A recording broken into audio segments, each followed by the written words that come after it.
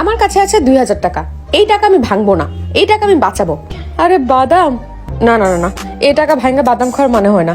আজকে আমি বাঁচাবোই, এইটা আমি বাঁচায় ট্যুর দিব। আরে হাওয়াই মিঠাই, না না না, হাওয়াই মিঠাই খেলে ওজন বেড়ে যাবে, থাক আমি খাবো না। আরে ফুচকা, কন্ট্রোল পিঙ্কি কন্ট্রোল, তুমি পারবা। রিক্সাও আছে, আমি কি একটা রিক্সায় করে বাসা চলে যাবো? থাক বাদ দেই, আজকে হেঁটেই বাসায় যাব। আরে দোসা এক্সপ্রেস, আমার তো এখানে যাইতেই হবে। দোসা এক্সপ্রেস যাবো, অনেক খাবার খাবো। আরে এটা তো আরো সুন্দর হয়েছে। আজকে একটা বয়ফ্রেন্ড থাকলে এখানে ডেটে আসতে পারতাম। আমার কাছে 2000 টাকা আছে, আমি যদি একটা ড্রিঙ্কস আর ফুচকা খাই তাহলে আর কতই খরচ যাবে, বাকি টাকা আমি রেখে দিব ট্যুর দেওয়ার জন্য।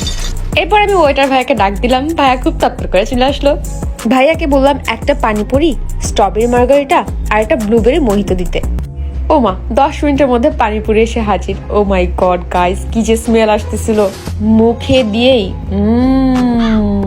ওয়াও। খাওয়া শেষ করতে না করতে স্ট্রবেরি মার্গারিটা নিয়ে আমার সামনে হাজির। ড্রিঙ্কসটা আমার সামনে বানানো হলো আর সার্ভ করা হলো। আর একটু দিতেন। যাই হোক, আমি টেস্ট করলাম, ভাই কি মজা। তারপর ট্রাই করলাম ব্লুবেরি মোহিতো। ভাই এই ড্রিঙ্কসটা এত রিফ্রেশিং ছিল, মনে হচ্ছিল আমি বিচের সামনে চলে যাই আর এটা খাই, মানে পান করি। আমার খাওয়া শেষ, এখন আমার উঠে যাওয়া উচিত। বাট এই দোসা এক্সপ্রেসের মেনুটা আমাকে পিঙ্কি করে ডাকতেছে। আচ্ছা একটু দেখি এটার মধ্যে কি আছে, দেখলে কি আর হয়। ভাই এটা কাবাব খাওয়ার ওয়েদার, আমি একটা কাবাব নেই, একা দোকা কানাবগ ইচ্ছা, কোনটা নিব? না বুঝতে পারেন আমি 2টা অর্ডার করে ফেলছি। দেখো 2 রকম কাবাব আমার সামনে। কাবাব আর নানের কোয়ান্টিটি তো অনেক, এগুলো আমি একলা কিভাবে শেষ করব। চিজি নানটা দিয়ে যখন এই হারিয়ালি কাবাব খাচ্ছিলাম, ওফ জাস্ট ওয়াও। দইটাও খুব মজা ছিল। আচ্ছা মেনুতে একটা বিরিয়ানি দিয়েছিলাম, আমাকে একটা বিরিয়ানি খাওয়া উচিত হবে। একটা বিরিয়ানি তো অর্ডার দেওয়াই যায়, কি আছে আর জীবনে। এইভাবে আমি একটা চ্যাটিনেট বিরিয়ানি অর্ডার দিলাম। ভাইয়াটা আমাকে বিরিয়ানি দিয়ে গেল। ভাইয়াটা মনে হয় মনে মনে ভাবতেছে, কি রে ভাই এত কিছু খাইতেছে, আমার কি দোষ? হেঁটে আসতেছিলাম টাকা বাঁচানোর জন্য, তাই তো আমার এত ক্ষুধা লাগছে, তাহলে আমি খাবো না ক্ষুধা লাগলে? ভাই এটার স্মেলটা এত ভালো ছিল, এটার স্মেল পেয়ে আশেপাশের মানুষও এই বিরিয়ানি অর্ডার করা শুরু করলো।